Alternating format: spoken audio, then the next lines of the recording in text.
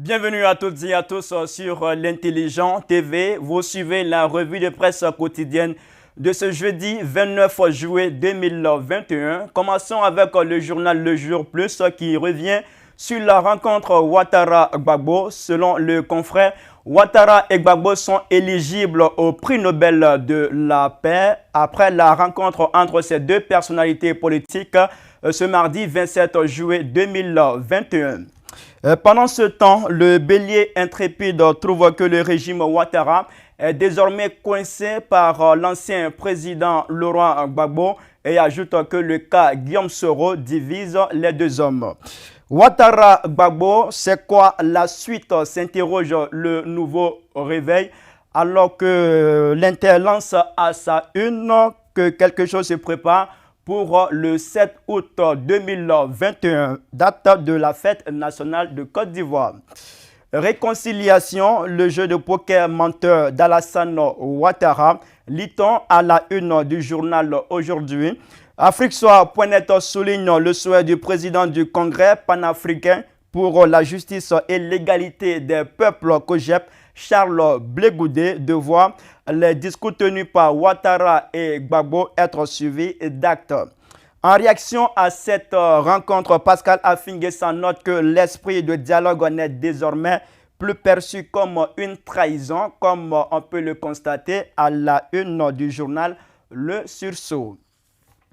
Parlons de réunification au FPI. Selon Afrique sur 7, qui cite des sources proches de la tendance dirigée par Pascal Affi-N'Guessan, Laurent Gbagbo aurait donné son accord de principe pour recevoir Pascal Affi-N'Guessan dans les prochains jours.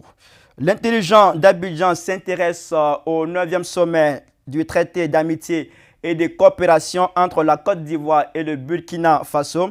À ce propos, le journal écrit à sa une: Bolloré Transport Logistique à l'épreuve de la colère et de l'ultimatum de Ouaga et Abidjan.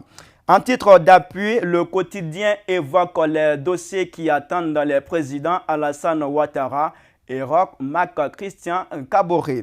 De son côté, Connexion Ivoirienne.net nous apprend que le volume des échanges commerciaux entre la Côte d'Ivoire et le Burkina Faso, situé à 348 milliards de francs CFA, en 2018 a atteint le cap de 350 milliards de francs CFA à ce jour.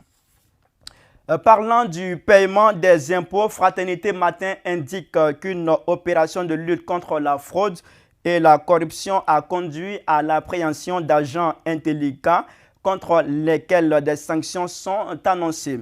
Kwasi.com nous informe que les députés de Côte d'Ivoire ont adopté le projet de loi relatif à la mise en œuvre de la monnaie éco. Le site renchérit pour dire que ce projet serait une des modalités pratiques d'un grand marché unique africain au sein de l'Union monétaire africaine. C'est donc avec Kwasi.com que nous mettons fin à la revue de presse quotidienne de ce jeudi 29 juillet 2021. Infiniment merci à toutes et à tous de rester fidèles au programme de l'Intelligent TV. Rendez-vous demain avec Koulbi Ouattara pour le dernier numéro de la semaine. Quant à moi, je serai avec vous ce dimanche 1er août 2021 dans la revue de presse grand format.